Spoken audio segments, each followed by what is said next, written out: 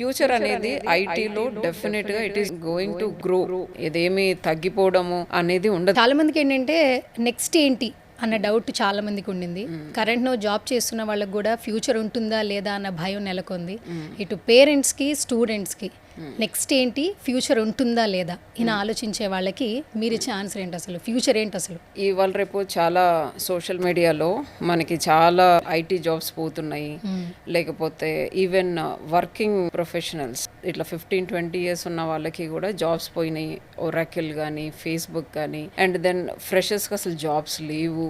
యుఎస్లో అసలు మార్కెట్ బాగాలేదు. అండ్ ట్రంప్ ఇష్యూస్, వార్, ఇలాంటివన్నీ మనం చూసి చాలా కంగారు పడుతున్నాం. ఎస్పెషల్లీ పేరెంట్స్ పాపం వాళ్ళు ఎన్నో lakhs of rupees స్పెండ్ చేసి ఒక మంచి మంచి ఇంజనీరింగ్ కాలేజ్ జాయిన్ చేసేటప్పుడే వాళ్ళు చాలా కేర్ఫుల్గా అరే ఈ కాలేజ్లో ఎలా చెప్తారు, వీటికి క్యాంపస్ ప్లేస్మెంట్స్ ఉన్నాయా లేదా, సో ఇలాంటివన్నీ చూసుకొని పాపం జాగ్రత్తగా జాయిన్ చేసిన తర్వాత after 4 years when they are about to get into a job, అలాంటప్పుడు ఇలాంటి న్యూస్ వినాల్సి వస్తుంది.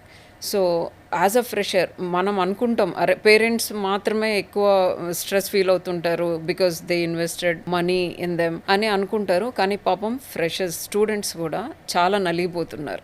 ఎందుకంటే వాళ్ళకు ఒక భయం అనేది స్టార్ట్ అయిపోయింది అనమాట. అంటే ఇప్పుడు సోషల్ మీడియా కానీ న్యూస్ కానీ ఎలా అయిపోయాయంటే కొంచెం చిన్నగా ఉన్నది కూడా చాలా ఎలాబరేట్ చేసి చెప్పేటప్పటికి, and that to too many, అంటే ఈవెన్ ఎంటైర్ మన జెన్జీ మొత్తం they are always in the media, ఎప్పుడు చూసినా ఫోన్లోనే ఉంటారు. So more than what they need are more information is being thrown in the market.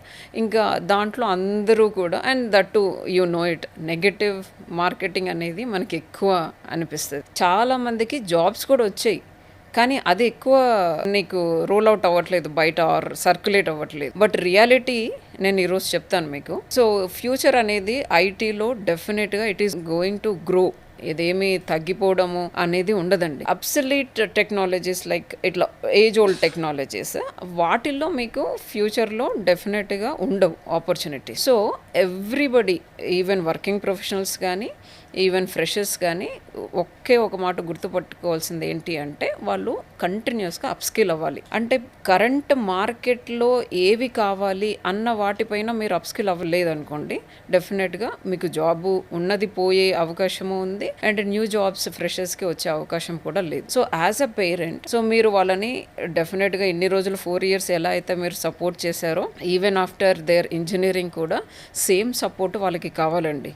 అది మటుకు నేను పేరెంట్స్కి ఎస్పెషల్లీ చెప్తున్నాను. సో వాళ్ళు పాపం ఈవెన్ స్టూడెంట్స్ కూడా అరే మా నాన్నగారు ఇంత ఖర్చు పెట్టారు, ఇప్పుడు వెళ్ళి ఏదన్నా అప్స్కిల్లింగ్కి నేను వెళ్ళి మనీ అడగాలంటే ఎలా అడగాలి అన్న సందేహం పాపం స్టూడెంట్స్లో కూడా ఉంటుంది. సో మీరు మీ పిల్లల్ని అర్థం చేసుకోండి. వాళ్ళు అప్స్కిల్ అవుతాను అని అంటే you give them some room and ఇంకొంచెం మనీ ఇచ్చేసేసి వాళ్ళని ఒక మంచి డ్రీమ్ జాబ్లో జాయిన్ అయ్యేలాగా పేరెంట్స్ని కూడా నేను రిక్వెస్ట్ చేస్తున్నాను అనమాట. సో ఇప్పుడు మనకి ఏది నేర్చుకోవాలి అనేది మెయిన్గా ఉంది. కొందరు ఏఐ వచ్చిన తర్వాత అసలు జాబ్స్ పోతాయని అనుకుంటున్నారు, కొందరేమో ఏఐలో చాలా జాబ్స్ ఉన్నాయి అని అంటున్నారు. సో నేను ఒక ఎగ్జాంపుల్, అంటే నేను ఎప్పటికీ ఒకటి చెప్తూ ఉంటాను.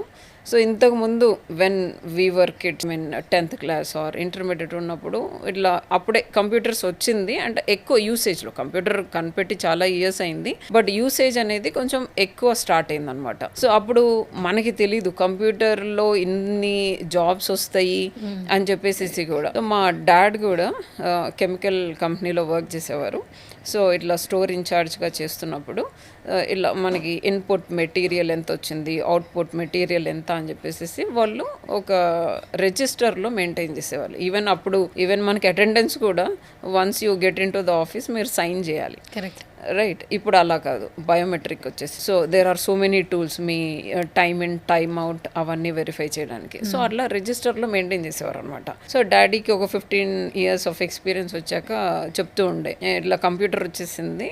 ఇప్పుడు ఇంతకుముందు వాళ్ళ కంపెనీ చాలా చిన్నగా ఉండే, just 1 ton or 10 tons of sulfamethoxazole manufacturing చేసేవాళ్ళు. సో అప్పుడు మాన్యువల్గా సరిపోతుండే, ఒక 2-3 పెట్టేవాళ్ళు.